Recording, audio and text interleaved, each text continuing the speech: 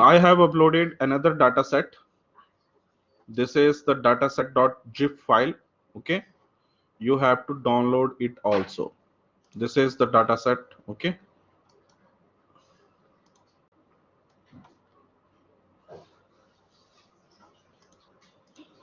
you have to download this particular file also. Dataset.zip file. Quickly perform this operation. You cut after downloading this particular file, you cut this file. Okay, and put this particular file in your Python folder, and we are using this file as a data analytics. Okay, paste right here and extract all the components from here. Okay, so after extracting, you delete the previous file and use this folder. Customer churn file is available right here. Okay, this is the file, Excel file. Okay, we have to use this file also. Okay, we will perform this experiment using these two files. So quickly download these two files and put these files in your working directory. Quickly, this is the one file, customer chunk, and second file is your Bhadar.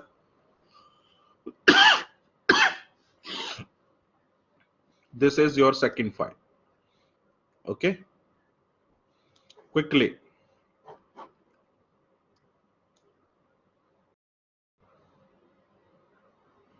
This is our RStudio. Okay, this is our RStudio. You directly go to this particular file and put this particular download folder, and then you select the folder name where your particular file is present. I have used a folder name as a Python. I double click on this particular Python folder, then I am using the data analytics folder. So you use this data analytics folder. Okay, and you will find all the files are present right here. If you want to use this particular file from your customer churn data, you can use this file from here. Okay, so you have to create a new script file for this program. Okay, so from here you can create a R script. Okay, and you can rename this particular script, or you can use the save option from here. Okay, and you can save this particular file to any of the drive which you want, but we are using the download folder, and in this particular download folder we are using this customer churn data. Okay, so you have to save this particular file in the extension as .r. Okay, so if you use this customer.r file, that is going to be stored with the help of that script. Okay, customer.r script. Yeah, so this. Okay, so you have to use the script like this. When you want to, I am just going to explain you, okay, how you can use these files. So if you want to read these file, you can use the syntax as read.csv. Okay, if you want to read the file, you can use this read.csv. Okay, and you have to provide the path for that particular file. Okay, so in the R environment, when you use this customer churn data, you can use this read.csv, then you have to provide the complete path. Okay, so what is the path right here? So you have to open this data analytics folder, then you have to select this particular file and right click on this particular file and find out the properties. Okay, so when you click on this property, you will find the location of that file. Okay, so this is the location of your file. Your file name is present in the dataset folder. This is a one option. Second option is you click on this particular link. Okay, or in this tab, you copy this complete blue portion. Okay, so you will find this dataset is present, and inside this data set, this customer underscore churn data set is present. Okay, so you copy that particular line of code and you paste right here. So this is the location of our file. Our file is stored in C drive, users, Intel, downloads, Python, data analytics, and data sets. Then in data sets, we have used the file name as customer churn.csv. Okay. So when you execute this particular line of code, so it will give you some errors. Okay, so if your syntax is not proper, then it will give you the error. Okay, so here you are using this inverted commas. Okay, and it is showing that this backslash u used without hex digits in character strings or starting as c backslash. Okay, so as you can see in the previous representation, okay, in the previous representation we are using these backslashes. Okay, and when you paste these slashes are forward slashes. Okay, so we have to change the slashes right here. So how you can change? Colon, then this backslash is going to be used. Okay, not a forward slash.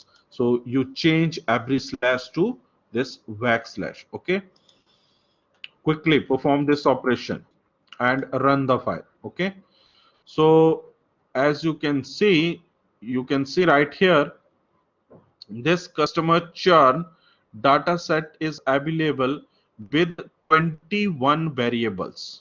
Okay, so you can see this customer ID, then gender, then senior citizens, partners, dependent, tenure. All these fields are present in your R. Okay, you can use any one of the field and you can plot all these graphs from here. Okay, so as you can see, quickly perform this operation. So when you click on this particular environment, this particular data environment, you will see all these files right here. Okay, if you want to use your existing file, you click on this particular file, and if you want to close the file, you directly click on this close option. All the previous file uh, should be closed with the help of this option. Okay, quickly perform this operation. Okay? So you want to create a class for the customer churn. Okay, then you have to define the individual column. Okay, so here we are looking for the class of one input column tenure of a customer churn data frame. Okay, so how you can look into a one particular field? You can use this dollar sign. Okay, if you use this dollar sign, you can look into one particular column name. Okay, then if you want to extract the gender, you can use this dollar sign from this customer churn data, and you can extract the gender of that particular class. Okay, and now you will access the entire device protection columns from the customer churn data frame. So we can access one individual column from the data frame by using this dollar symbols. Okay, so this is our data set. Customer churn is our data set.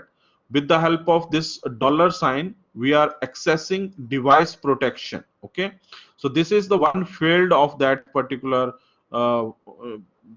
file, and we are assigning that to the C device protection. Okay, so now the head of this C device protection is represented like this. Okay, no internet services, yes, no. Okay, so we are going to use these classes right here.